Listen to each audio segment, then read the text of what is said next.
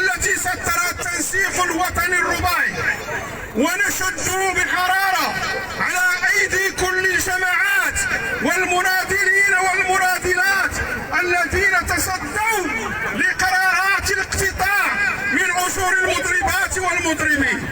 تحية عالية لكم جميعا.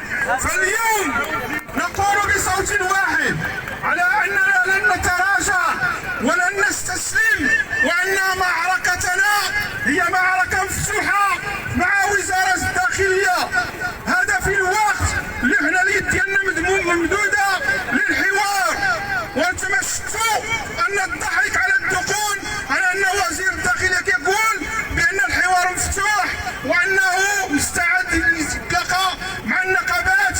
فهذا كله زور وبهتان وكذب على أن التنسيق النقابي على أن قام بإيداع أكثر من 5 ديال الدعوات من أجل الحوار، من أجل التفاوض. وهنا غادي نقول لوزارة الداخلية على أننا لن نقبل إلا بحوار أو تفاوض حقيقي يؤدي إلى نتائج ملموسة، وأن المنهجية ديال الحوار خصها المنهجية تغير. ما غاديش نقبلوا بما سبق وبالطريقة ديال الحوار السابق، على أن المنهجية خصها تغير، وأن المطالب ديالنا راه عندهم واللي كيعرفها الجميع. عندنا 3 الملفات أساسية، عندنا الملف ديال التدبير المفوض، وعندنا نظام أساسي منصف وعادل يحسم مع كل الإشكالات المطروحة بالقطاع، وعندنا الملفات العالقة، وعلى رأس هذه الملفات حامل الشواهد والدبلومات والتسويات جميع الفئات المشتركة، وكذلك مراكز خريجي التكوين. أن الملف المطلبي ديالنا واضح والكل كيعرفوا. إذا اللي بغينا نقولوا الآن على أننا مستمرين في الأشكال النضالية، وأنه واهل من يعتقد على أن الموظفين والموظفات الجماعات الترابية على أنهم غادي يتراجعوا، واهل من يعتقد على أن الموظفين ديال الجماعات ما بيهاش مناضلين، ما بيهاش مناضلات، بقات تزخر بعطور نقابية قادرة على التحدي.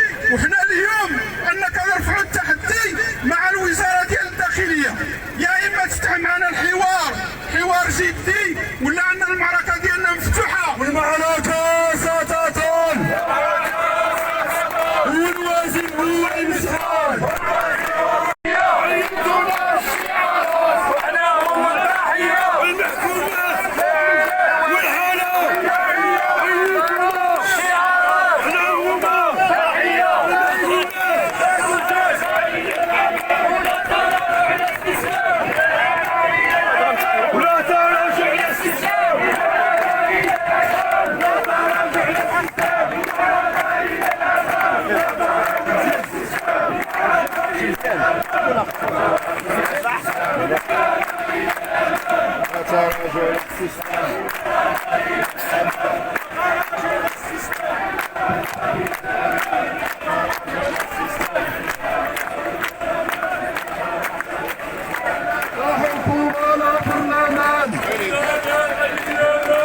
حكومة